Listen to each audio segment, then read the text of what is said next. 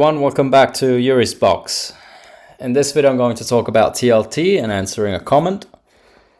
If you like this kind of content, consider leaving a like and subscribing to the channel. And as usual, nothing in this video is financial advice. This is the third time I actually record this video. I actually had to take the one I just made down because there was a issue with the audio near the end. So again, I'll just answer the comment. And as Dude Where's My Guitar wants to know what's going to happen to TLT. So as well as reiterate, everything that I've been saying, even before, well before the tariff drama, and we can look at that with the in regards to the inflation and growth, and but just look at inflation, and you can talk about both while we're at it. I basically started making videos right here in when we got the February, the January inflation report in February. It was February the 12th, and we actually got a hot report. But I made the first video talking about why I was bullish bonds, and I personally still am, because we were potentially seeing something of a repeat of what we saw in 2023. We saw basically the holiday season from October till March of 2024. With the holiday season, when you get end of year bonuses, you get holiday spending, people travel more, yada yada yada, and that helps to make inflation a bit more sticky than it would otherwise would be. But once we get on the other side of that, we get the continuation of the previous trend, disinflation. From September till really January, we saw a series. Well, I was arguing, and I still do argue, that we saw a series of events, transitory events, using the T word again, that potentially made growth look a little bit better than it otherwise wouldn't. Than it really was, and inflation look a little bit worse than it really was. So we had, port strikes, fear of port strikes in September. We had natural disasters in October, tariff front running, and other natural disasters in January, which again all contributed to making the economy look a bit better. And what I really argued starting from February, and as things progressed, and as we saw, for example, the PMI report that came out in February, that PMI report was really kind of it really smashed a lot of illusions, in my opinion, regarding the strength of the economy, because it kind of catapulted us back to an environment that was more consistent with January till first half of September, really, where growth was more of a concern and inflation was less of a concern. And ever since then, we've had more and more hints, that we are potentially heading in that direction. Now, while it is true that March's PMI report, I think I have it here somewhere. Yes, I do have it here somewhere. While it is true that we potentially saw a bit of a bump, a bit of an increase in March, granted, it was mostly due, again, to transitory events like, the weather and things that looked better on a relative basis compared to February. That was kind of the vibe that you got out of this report. But overall, it wasn't a positive report. It wasn't like, respondents were saying that, the future looks bright and, we're going to invest and spend and hire. It was still pretty consistent with what we saw in February. And I've been looking at the PMI reports as an indication of what to expect in, the following non-farm payroll reports. And so to answer really, the question of this, the dude with the guitar, what is TLT going to do? Is it going to go lower, or what is it going to do? In my opinion, the next 2 weeks, and really the week we're in now and next week, are two fairly important weeks for the reasons that I just said. Meaning that, first off, I'll reiterate something else, that I do believe that as the tariff drama, we move further away from it, I do expect people to focus more on the fundamentals of the economy as we leave the tariff drama behind us.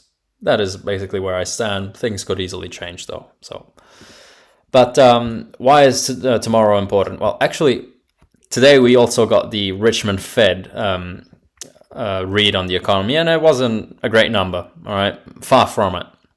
So that is another piece of the puzzle, if you will. But tomorrow we get the PMI reports. And to answer what will TLT do, I do believe that the PMIs will be able to move the price in either direction. And there are a couple of scenarios we can point towards. Scenario one, we have a weak or a really weak report. Scenario two, we have a hot report. All right. Now, if I had to balance, where my expectations are, I would say 70% we get a weak report, 30% we get a hot report. I'm not totally discounting the possibility that we have a hot report, simply because the economy so far has continued to surprise to the upside in regards to economic data. So why couldn't it just do it now? Why couldn't it just surprise to the upside again? So I would keep that in mind as well. And while we're at it, so rewind. Scenario one, a weak or really weak report. I think this would be welcome everybody would welcome this, meaning everyone, Trump, the administration, and the Fed. Why? Because it makes everyone happy. All right, the Fed has an excuse to cut rates on May 7th, and they can cut rates because potentially, or even they could even come out after the report, especially if it's really, really weak, and perhaps not signal it directly, but they could, via the all-day channels they have, like, Nick Timiraos, for example, the Fed Whisperer on the Wall Street Journal, if I'm not mistaken. They could make him talk about, we're probably going to have a cut on the next meeting because, an unexpectedly weak PMI report, which could, tell us that the economy is in the pooper, that could definitely occur, in my opinion. But overall, fast forward to May 7th, if the economy is weakening, and so again, weakness and a weak report and the PMIs, the Fed can cut, and they can say, it's not anything we really wanted to do. We have to do it because that jackass, meaning Trump, ruined everything. Everything was doing fine before it. We have the tariff drama, and he ruined everything, and now we have to cut. Trump can get his rate cuts, and he can say, see, Mr. Too Late is too late again. I told you. I told you again. I'm right again. He was too late, and he's too late now. Thank God, no, he's cutting rates. All right, so everybody, it kind of puts a ceiling on the level of uncertainty that we have, which, just to go off on a tangent, would be a negative for gold, in my opinion. Okay, so potentially, hinting towards the fact that this may be a top, but that is really a topic for another video. And that actually could give a tailwind for TLT. And again, I'll say it now, and I'll set the record straight, because I say a lot of things. I've been saying a lot of things. I don't know if I've addressed this before, but I'll address it now. TLT isn't really a hedge against uncertainty. All right, that is something that gets put out a lot, especially on X. And again, if you're looking for TLT to protect you against uncertainty, you're looking for gold. You're not looking for TLT and long bonds. The only thing that the 30-year bond really protects you against is a certain outcome, not an uncertain outcome. And that certain outcome is a bad outcome. And I'm talking about a recession, of course. Bonds usually, they can drag their feet a lot, all right? Even in 2008, yes, we did have a rally in bonds and, yields going down.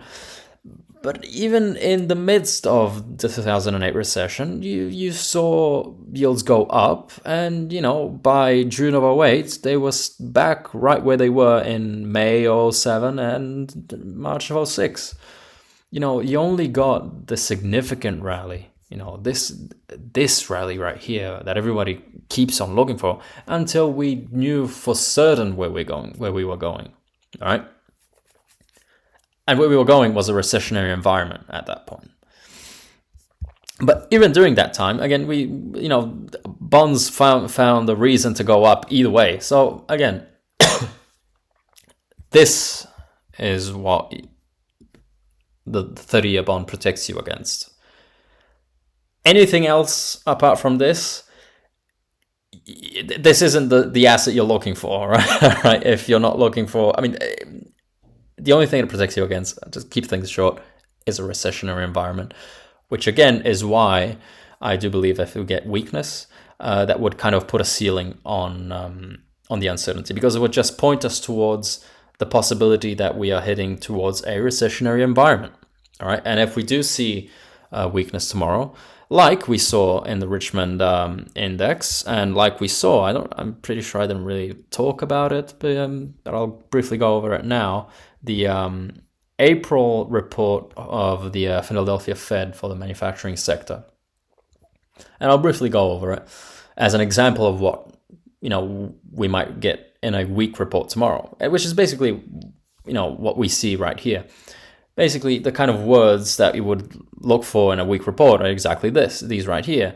Manufacturing activity declined in the month, and employment register stayed flat, right? So the employment index actually stayed at 0, meaning that businesses didn't really add many more bodies to the workforce. The broad indicators for the future weren't that good either, and new orders collapsed.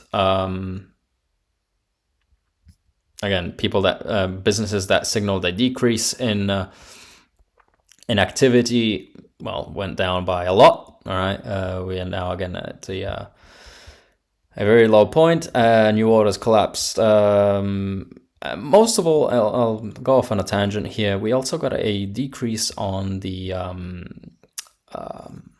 average work week.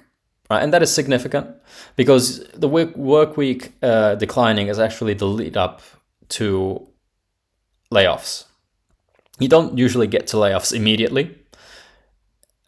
Before businesses get to laying people off, you usually see the work week get cut. And you can look at this is a weekly hours. I think it's, let me see. Yes, average weekly hours. I always forget how it's called, but anyway, as you can see, the weekly hours have been significantly declining. We're back practically at COVID levels, and the levels we saw in November of 2008. So not great. And this actually leads me, onto another point, is that just because layoffs are low does not mean we have a strong economy. If you're using layoffs to say that the economy is strong and resilient and it's all rainbows and puppies and sunshine and everything, historically that is incorrect. Layoffs are usually the last pin to fall.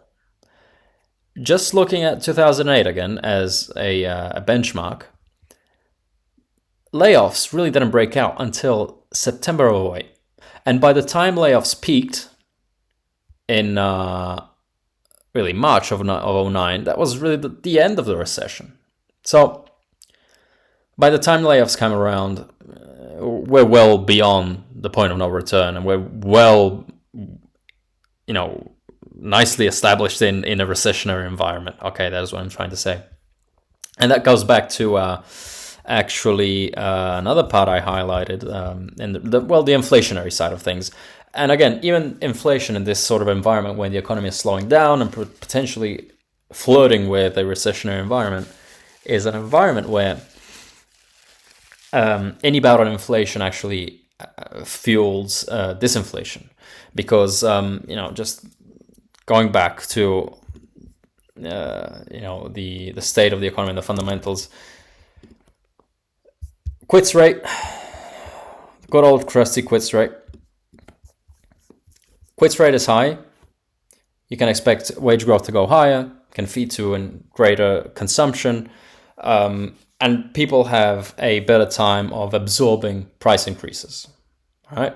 So this is one of the things that actually fueled the the inflation run-up that we saw in 2022. We had wage growth, be really strong as a consequence of the quits rate being at cycle highs. If you have the quits rate being at cycle lows, you can expect the opposite. You can expect people to act in a defensive manner. And as a consequence of that, wage growth will likely stay sluggish, which will feed into lower consumption and lower inflation, and companies having a harder time passing on those costs to consumers. So in an environment where revenues stay basically, let's say flat, just to keep things simple, revenues stay flat, costs are increasing, the margin you make, the profit margins get squeezed. The only way you have to defend those margins is to lay people off. All right. So eventually, if this persists and this continues, you can expect us to go into a recessionary environment again. So this is really kind of the example of what a weak PMI report would look like tomorrow. You would continue to have a return to February and the economic environment we saw in February and summer of 2024, with potential still upward pressure on prices, but which could actually put a ceiling on uncertainty and give the all clear, or the beginning of the all clear to TLT to do its job. And its job is to act as insurance against a recession. Scenario 2, which is actually the S&P PMI is coming in hot tomorrow. Now, again, I'm personally leaning on a 30% chance that it comes in hot, so I'm expecting a weak report tomorrow.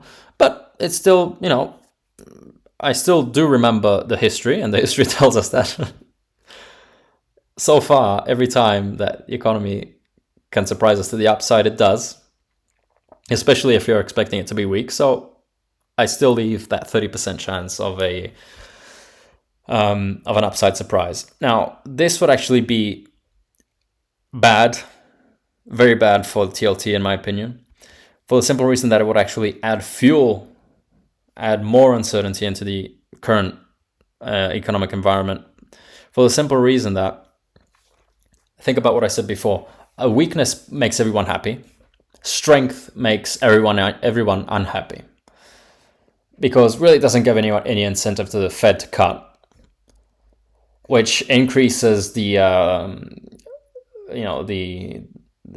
aggressiveness that Trump would likely have against Powell, which would increase the level of nervousness in, say, the bond market and the dollar, and would actually provide a bid to gold. All right. So if we do get a hot PMI report tomorrow, which in turn would also potentially hint towards a strong non-farm payroll report, it would just price out rate cuts and actually price in more uncertainty, because all of a sudden you're really in an environment where you just have potentially more worries about inflation. All right. So you still have to consider that. And also you have to consider the wild cards. All right. That the market occasionally likes to throw around, which would be a weak report, but yields, TLT selling off, and a strong report and TLT catching a bid. You always have to consider the most ridiculous outcomes. And just because something sounds ridiculous doesn't mean it can't happen. But as far as answering where TLT would go, back to basics. While it is true we have backtested kind of this area right here, if we get strength tomorrow, that would call into question, in my opinion, potentially, you have a big chance of calling into question this parallel channel. And looking at, if you stretch out this trend line right here, you have some confluence right here at the $82 mark with, just a retest of the previous low. If we get strength, that could potentially signal this kind of a retest right here. And again, just, to fill everyone in, TLT likes to put in double bottoms. All right. It's usually a sweep of the previous low or a slightly higher low. Currently, with the current setup, we are following the 2010 example right here. If we were to retest and go back to the $82 mark, it would be in this kind of environment right here where we have a sweep of the previous low right here. So strong report tomorrow. TLT goes lower, in my opinion, mainly because of the the level of uncertainty that would be that would just torment the markets at that point. If we do get a weak report, eventually that will translate into a tailwind for bonds at that point.